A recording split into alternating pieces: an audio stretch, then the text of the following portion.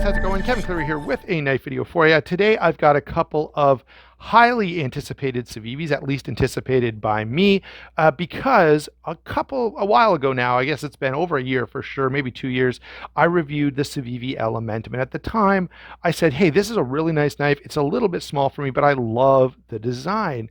And so sometimes everything works out, and Civivi came out more recently with a larger version of the Elementum, which I think is great. Now, it has a button lock, which is of questionable legality in certain jurisdictions, possibly even my own, but there are some local retailers that are carrying it, so you'll probably see one on the channel not in the not too distant future. Right now, they're not available anywhere, but when they are, I'll probably get my hands on one. Now, in the meantime, Civivi has taken it to a whole new level. And if the button lock was mildly questionable, they have gone really, really extreme to the constant lock. This is absolutely crazy. I mean, this lock is so fast and so strong that no matter what you do, you cannot ever close it. All right. It just adds a whole new level of danger to knife use. It doesn't matter if you have the fastest out the front automatic knife ever conceived by the mind of man. It is way slower than this lightning fast constant lock. All right. And so somehow these are completely legal just about everywhere, except for the UK, where they're actually talking about blunting the ends of their knives, which causes me to severely question the mental capacity of British authorities. Nonetheless, somehow these would largely even be legal in Britain, despite the fact that they have this insanely fast constant lock. Now, coming back to the details of this knife, I'm going to try to set my fear aside and somehow, if I'm able, to not cut myself with this incredibly dangerous locking mechanism while I share with you about the knives. All right, so we've got the Civivi Elementum. It's larger than the standard version, which to me is a win. The black bladed version comes with a Kydex sheath, while the satin bladed version with the contoured polished G10 handle comes with leather.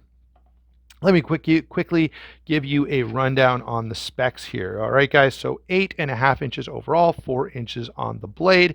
Up front here on both of them, we have a drop point hollow ground blade, drop point hollow ground, same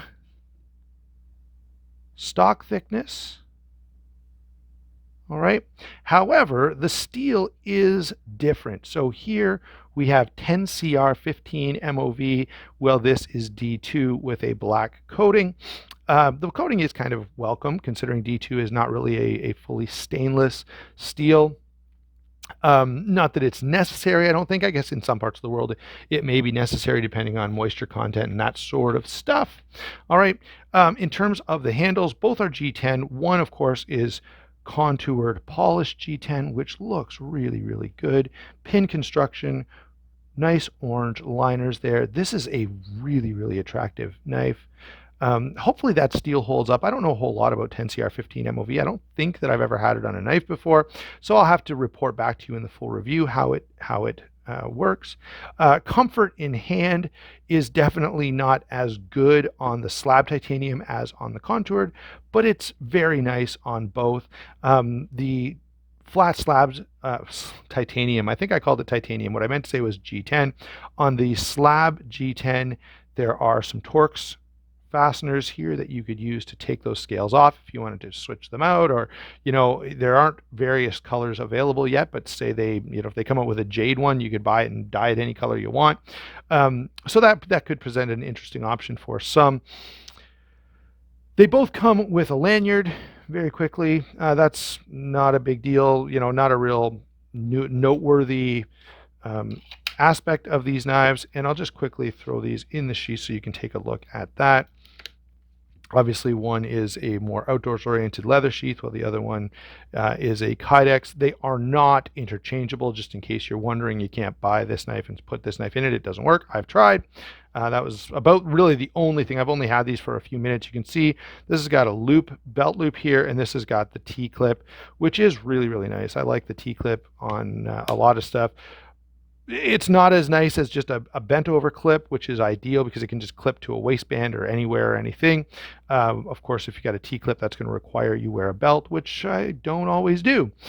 So what are my initial thoughts on these very attractive, and I will say, first off, really, really attractive knives, both really well done in terms of fit and finish.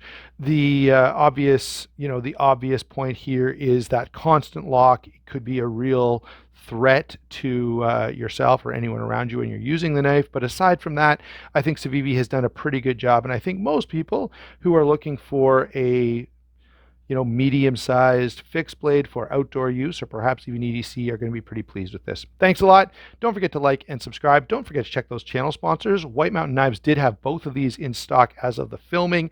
I obviously can't promise that that's still the case, but you might want to check them out. And if they don't have these in stock, they probably have something else cool that you can use that discount code to save yourself 10% on. Thanks for watching. We'll talk to you soon.